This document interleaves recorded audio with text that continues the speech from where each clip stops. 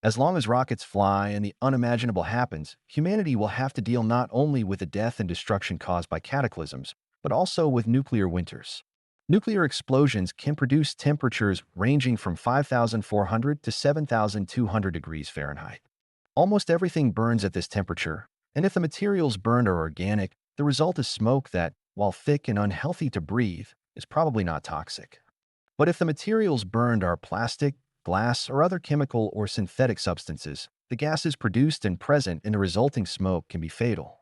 If the smoke from one or more nuclear explosions blocks sunlight and prevents it from warming the Earth, a nuclear winter will set in, a world plunge into darkness and a dropping atmosphere, a drastic drop in temperature, the death of vegetation, and a strange climate, with snowstorms in the summer and thick, polluting fog will follow. Nuclear winter will also destroy countless forms of vegetation, and since it is estimated that a large-scale war between the US and Russia or China will kill 1 billion people instantly, it is believed that another billion will perish in the nuclear winter that will follow. Everyone thought that Tambora was an extinct volcano, but they were wrong.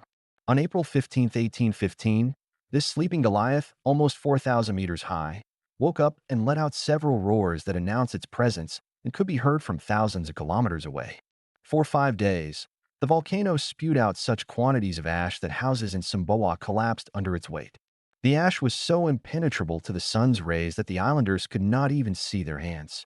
On April 10th, the eruption reached its peak with enormous columns of fire that undulated like snakes above the incandescent peak of the mountain. Then followed a violent wind, probably similar to the meteorological phenomenon of firestorms that form during large forest fires. Like a giant vacuum cleaner, this immense vortex lifted people, animals, and houses into the air.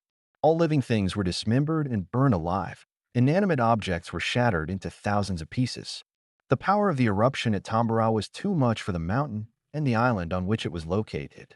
Ejecting tons of rock, lava, and ash, the volcano began to shrink, its height dropping to 3,000 m, but the island's surface began to rise as a result of the increasingly thick layers of ash.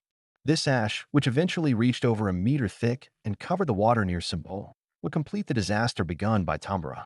The ash destroyed all vegetation, and the ensuing famine, combined with a cholera epidemic, added another 80,000 deaths to the 12,000 people killed during the eruption itself.